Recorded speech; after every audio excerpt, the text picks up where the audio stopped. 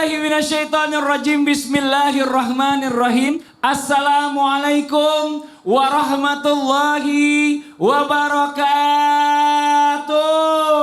Waalaikumsalam warahmatullahi wabarakatuh. Jamaah. Yeay. Oh jamaah. Yeay.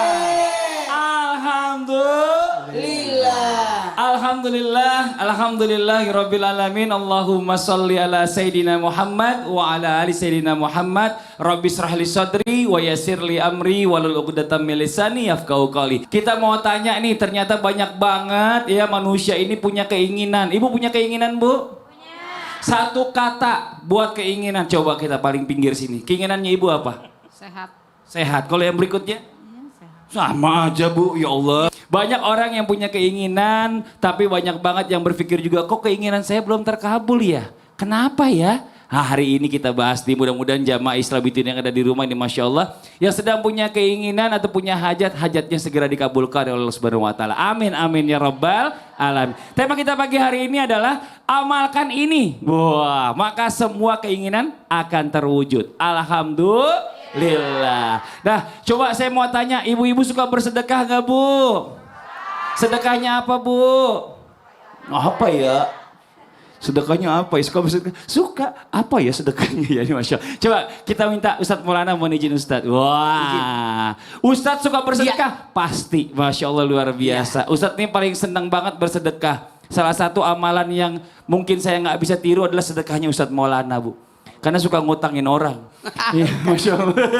Ya, ini Masya Allah ya. Sedekah-sedekah ini yang luar biasa nih. Jarang-jarang ada orang juga yang gini. Mas Fadli, saya tuh sedekahnya jarang-jarang. Tapi kalau lagi saya pengen sesuatu, saya sedekah. Tapi apakah itu bisa tetap terwujud keinginan saya? Karena kan sedekah ini katanya salah satu kunci yang bisa membuat keinginan kita terkabul. Keinginan kita terkabul. Mohon izin penjelasannya. Tafadhol Ustaz. Ya, izin Habib Nabil, Habib Usman. Bismillahirrahmanirrahim. Assalamualaikum warahmatullahi wabarakatuh. Waalaikumsalam warahmatullahi wabarakatuh. Jamaah. Yeay. Oh jamaah. Yeay. Alhamdulillah. Alhamdulillahirabbil alamin. Allahumma shalli ala sayyidina Muhammad wa ala sayyidina Muhammad. Berbicara keinginan akan terwujud dengan adanya sedekah. Boleh nggak orang bersedekah dengan keinginan supaya keinginan tercapai? Jawabannya bisa. Karena dalam Islam ada namanya tawasul. Tawasul dengan nama Allah, zikir ingat Allah, kemudian Allah kabulkan atas permintaan kita. Bertawasul dengan amal kebaikan itu gak boleh. Apalagi bertawasul dengan orang soleh. Silakan. Nah, kalau berbicara dengan sedekahnya ya apa yang engkau niatkan itu yang akan terwujud. Dan ingat, sedekah itu penolak bala. Sedekah itu melancarkan urusan. Kenapa ada orang sembuh karena sakit? Karena dia bersedekah sama dokter. Betul tidak? Bersedekah. Bayar katanya Ustadz, bukan sedekah. Niatkan aja sedekah. Oh, niatkan sedekah. Iya. Niatkan aja sedekah. Bayar rumah sakit. Iya, niatkan aja sedekah. Jadi aman. Jadi tidak jadi beban, tidak jadi sakit hati. Betul. Betul. Nah, buat semuanya, jikalau ada keinginan, ada harapan dengan melalui sedekah, insya Allah akan diwujudkan. Karena sedekah itu memperlancar urusan. Amin. Memperlancar keinginan. Kenapa ada orang banyak suka sama dia? Kalau orang manggil, dia cepat datang orang itu kalau dia manggil. Karena dia nggak pelit. Ada orang nggak, dia angkat teleponnya, tahu pasti pelit. Bu, kira-kira kalau ibu dipanggil sama orang dermawan, ibu cepat datang nggak? Cepat. Tapi kalau orang pelit,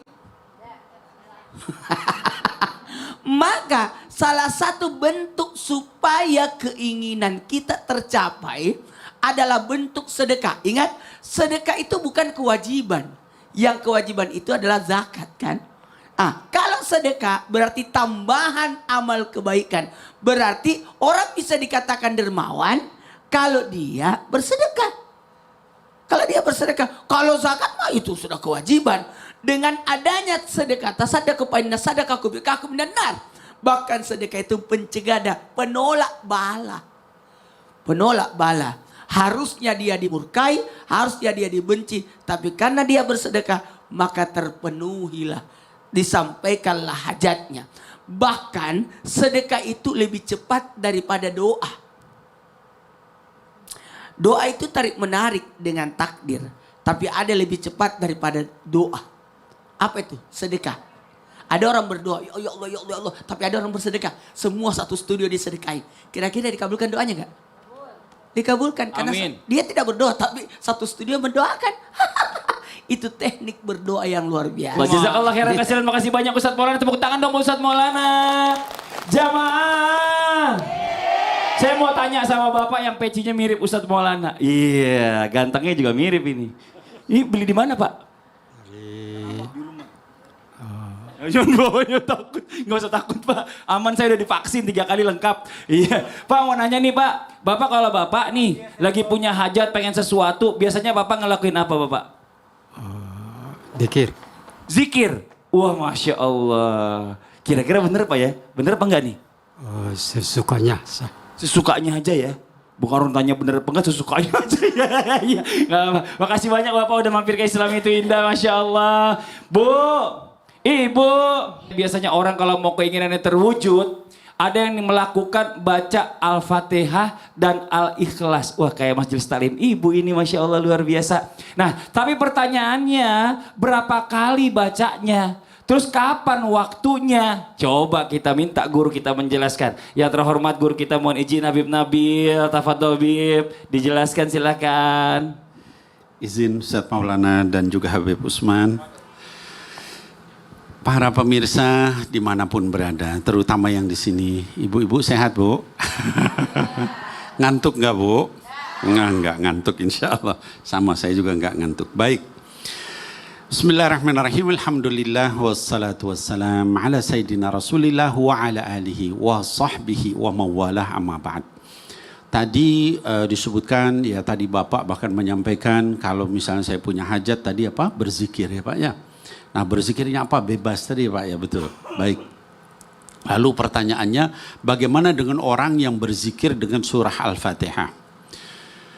Bapak Ibu sekalian dan para pemirsa yang dimuliakan Allah, keutamaan surah Al-Fatihah itu Bu, Ibu tahu nggak Bu? Ya. Salah satunya keutamaan surah Al-Fatihah itu dia adalah surah yang tidak diberikan kepada seluruh nabi pun kecuali Nabi Muhammad Sallallahu Alaihi Wasallam. Nabi-nabi yang lain diberikan kitab, diberikan ini, tapi Nabi Muhammad diberikan surah Al-Fatihah. Kata Allah, wa nazala alaika sab'am minal matani wal Qur'an al-azim. Dan kami turunkan untuk kamu 7 yang diulang-ulang. Maksudnya adalah surah Al-Fatihah. Jumlahnya berapa Pak kalau surah Al-Fatihah itu? Ayatnya 7 ya. Jadi 7 diulang-ulang dan Quran yang dimuliakan Allah. Nah, berkaitan dengan surah Al-Fatihah itu juga disebutkan para sahabat dulu ketika ada orang yang sakit, maka bahkan sakitnya disebutkan dalam hadis terkena jin, ya kesurupan jin, maka dia bacakan surah Al-Fatihah, maka kemudian sembuh dan orang itu kemudian memberikan makanan, akhirnya diterima dan juga dimakan oleh Rasul Sallallahu Alaihi Wasallam makanannya. Artinya menunjukkan dia juga surah Al-Fatihah bisa menyembuhkan orang yang sakit, ya. Kemudian juga banyak sekali kelebihan surah Al-Fatihah itu, ya kelebihan yang luar biasa. Nah kemudian bagaimana dengan surah apa tadi? Al-Ikhlas, nama majelis taklimnya Ibu. Sama ya, majelis taklimnya Al-Ikhlas semua. Kanan sama kiri. Sama Bib, kerudungnya sama soalnya. Pantesan seragam. Baik, jadi surah Al-Ikhlas gimana? Surah Al-Ikhlas itu dikatakan ta'dil thuluthum minal Qur'an. Derajatnya sama dengan 1/3 dari Al-Quran.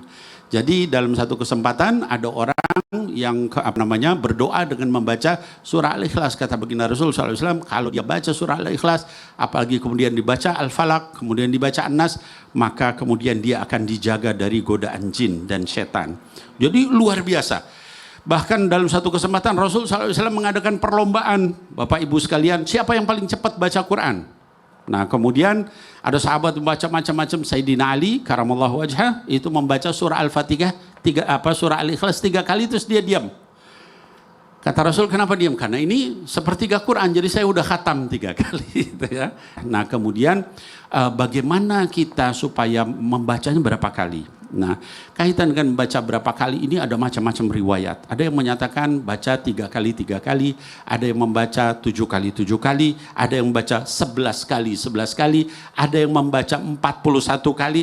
Jadi silahkan Bapak Ibu sekalian, kalau kita mau membaca, anak-anakku sekalian, para pemirsa yang dimuliakan Allah, mau membaca berapa saja, yang penting kalau bisa dalam jumlah yang ganjil. Masya Allah. Waktu yang terbaiknya kapan Bib tuh Bib kalau baca itu Bib? Waktu terbaiknya diantaranya pada saat sepertiga malam terakhir. Masya Allah. Itu paling mustajab. Nah sekarang buat jamaah Islam itu Indah, Masya Allah yang ada di rumah dan juga yang ada di studio. Saya mau kasih kesempatan dulu nih mewakili jamaah yang ada di rumah. Kita kasih kesempatan jamaah yang studio untuk bertanya ya sama guru-guru kita. Kalau gitu kita masuk dulu ke segmen Tanya Dong Ustadz. Kami semua tanya dong Ustadz. Oke boleh yang mau bertanya silakan angkat tangannya Ibu.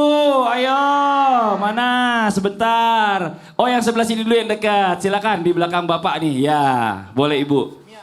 Assalamualaikum warahmatullahi taala wabarakatuh. Waalaikumsalam. Nama saya Ibu Tati dari pengajian Al-Ikhlas, Kecamatan Kasomalong, Kabupaten Subang. Iya, oke Ustadz, Ibu. saya mau tanya. Mau tanya apa Ibu? Kalau puasa Senin Kemis, keinginan saya bisa terkabul.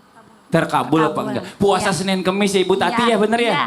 Iya, oke itu aja Ibu Tati. Ya, terima kasih. Assalamualaikum warahmatullahi taala wabarakatuh. Waalaikumsalam warahmatullahi wabarakatuh. Tepuk tangan dong buat Bu Tati yang udah berani bertanya. Karena banyaknya ibu-ibu malu-malu kalau suruh nanya. Udah jauh-jauh datang ke Islam itu Indah ke studio nanyanya malu. Nah sekarang kita minta Habib Usman mohon izin. Nah ini penjelasannya nih. Bener nggak puasa Senin Kemis ini bisa mengabulkan hajat kita? Wa saumuli wa ana ajzi bih. Masya Allah. Puasa itu untukku. Heeh. Dan aku kata Allah yang akan mengabulkannya. Masya Allah. Kalau Aku gitu- yang kasih ganjarannya. Mohon izin dijelasin silakan. Iya. Iya. Assalamualaikum warahmatullahi wabarakatuh. Waalaikumsalam warahmatullahi wabarakatuh. Alhamdulillah. Alhamdulillahil wahidil ahad alladzi lam yalid wa lam yulad wa lam yakul lahu kufuwan ahad. Laisa kamitsli syai'un wa huwas samiul basir. Summa fasalli wa sallim wa barik ala sayyidina wa habibina wa syafi'ina wa maulana Muhammadin sallallahu alaihi wasallam wa ashabihi wa azwajihi wa dhurriyyatihi wa ahlil baiti wa ansari wa sari ma ba'du. Segala puji bagi Allah Subhanahu wa taala yang telah memberikan kita nikmat iman, nikmat sehat wal afiat. Yang alhamdulillah pada pagi hari ini kita dapat menyaksikan Islam itu indah. Semoga penonton di rumah, bapak-bapak, ibu-ibu di sini mendapatkan ilmu yang bermanfaat dari guru-guru kita, bisa diamalkan untuk dirinya, suaminya, istrinya, anak-anaknya. Insya Allah ya Allah penuh dengan keberkahan dan keridhoannya Allah Subhanahu wa taala. Amin. Amin ya Allah ya Rabbal alamin. Puasa Senin Kemis adalah puasa yang disunahkan oleh baginda Nabi Muhammad sallallahu alaihi wasallam. Rasulullah sallallahu alaihi wasallam berpuasa Senin dan Kamis. Karena apa? Rasulullah di hari Senin aku dilahirkan kata Rasulullah. Di hari Senin ini juga bahwasanya di dalamnya penuh dengan keberkahan dan ridhonya Allah Subhanahu wa taala yang sangat banyak. Bahwasanya qalallahu azza wa jalla kulul amal kafarah. Bahwasanya Allah Subhanahu wa taala berfirman semua amal itu ada penebusannya. Jadi kalau kan tadi sedekah itu ada tebusannya. Sedekah tadfa'ul bala wa tulil umri wa rizqan wasi'atan mubarakah dan lain sebagainya. Dan amalan yang lain salat ada kafarahnya. Tetapi kata Allah Subhanahu wa taala illa saum, kecuali yang berpuasa. Wa saumu li wa ana ajzi bih. Bahwasanya puasa itu untukku. Siapa orang yang berpuasa? Aku yang akan memberikan ganjarannya. Aku yang akan membalasnya. Aku yang akan mengabulkannya. Jadi juga ditanya, puasa itu ternyata Allah Subhanahu wa taala yang mengabulkan doanya. Allah yang ngasih keberkahan di dalamnya. Allah Subhanahu wa taala yang langsung memberikan daripada pengabulan doanya. Kapan kita berdoa? Yang pertama, kita berdoa itu ketika dalam keadaan sahur. Karena dalam sahur itu ada keberkahan di dalamnya. Jadi kalau sahur sambil niat juga sambil berdoa sama Allah. Ya Allah kasihlah keberkahan dalam sahur ini. Kabulkanlah hajatku ya Allah. Utangku banyak ya Allah. Cicilan juga gak ada habis-habisnya. Istri minta mulu ya kan. Apalagi anak banyak kebutuhannya. Bener gak Mas Fadli? Terus apa lagi? Kontrakan belum bayar. Macam-macam udah cerita aja sama Allah. Minta sama Allah. Karena di dalam sahur ada keberkahannya. Kapan lagi meminta kepada Allah? Ketika pada waktu berbuka. Ini adalah doa yang dikabulkan oleh Allah Subhanahu wa taala. Ketika waktu berbuka, meminta kepada Allah, ya Allah kabulkanlah hajatku ya Allah. Masya Allah. Karena doa yang mustajab salah satunya ketika berbuka puasa. Masya Allah, ini termasuk puasa wajib dan puasa sunnah ya Bib tadi. Masya Allah luar biasa. Saya coba bacakan juga di pertanyaan dari Instagram nih. Dari jamaah Islam itu yang ada di rumah. Dari Instagram Ahmad Fajar. Wah, dari @Ahmad Fajar bertanya. Mas Fadli, waduh iya. Aku ingin melakukan hajat. Tapi saya belum punya jodoh. Kalau ketemu yang lawan jenis aja suka grogi. Ya Allah, ini buat Mas Ahmad Fajar. Kok sama sih sama guru saya yang di belakang? Kalau gitu nanti kita dengar jawabannya dari guru kita Ustadz Maulana ya. Bagaimana caranya bisa menghilangkan rasa grogi pada saat ketemu lawan jenis setelah yang satu ini tetap di Islam itu indah. Jamaah